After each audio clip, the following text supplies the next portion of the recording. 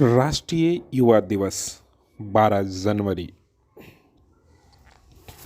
स्वामी विवेकानंद की जयंती के अवसर पर हर वर्ष 12 जनवरी को राष्ट्रीय युवा दिवस मनाया जाता है।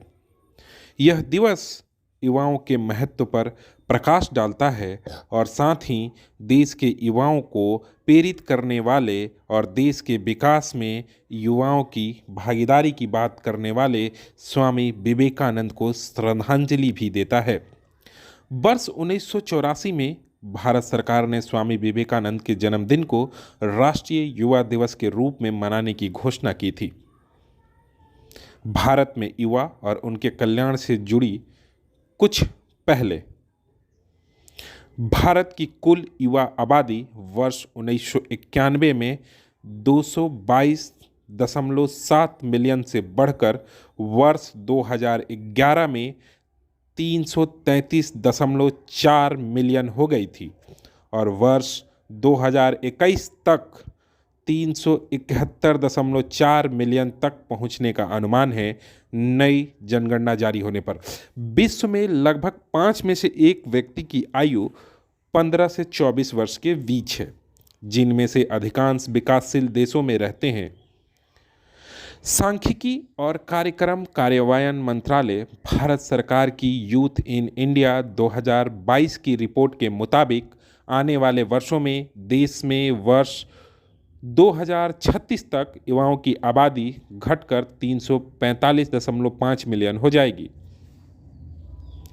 स्किल इंडिया यह भारत सरकार की एक पहल है जिसके तहत देश के युवाओं में विभिन्न कौशल पैदा करके उन्हें सशक्त बनाया जाता है, जिससे वे देश की कार्यशील आबादी में रोजगार पूरक और उत्पादक हिस्सा बन सके।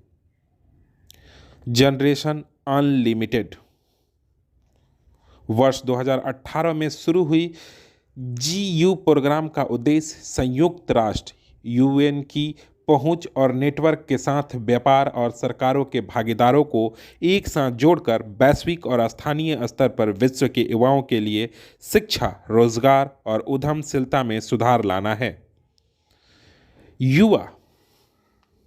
युवा आगामी और बहुमुखी लेखक योजना। इस योजना का उद्देश्य 30 वर्षों से कम उम्र के 75 इच्छुक लेखकों को प्रशिक्षित करना है, जो खुद को अभिव्यक्ति और भारत और इसकी सांस्कृतिक साहित्य को विश्व स्तर पर प्रस्तुत करना चाहते हैं। इस मेंटरशिप योजना के तहत 6 महीने की अवधि के लिए प्रत्येक लेखक को 50,000 रुपये प्रति माह दिए जाते हैं। स्वामी विवेकानंद का जीवन वृत्तांत। स्वामी विवेकानंद का जन्म 12 जनवरी 1863 को नरेंद्र नाथ दत्त के रूप में हुआ था। उन्हें विश्व को वेदांत और योग के भारतीय दर्शन से परिचित कराया। वे 19वीं सदी के रहस्यवादी संत रामकृष्ण परमहंस के प्रमुख शिष्य थे। वर्ष 1897 में उन्होंने रामकृष्ण मिशन की स्थापना की थी।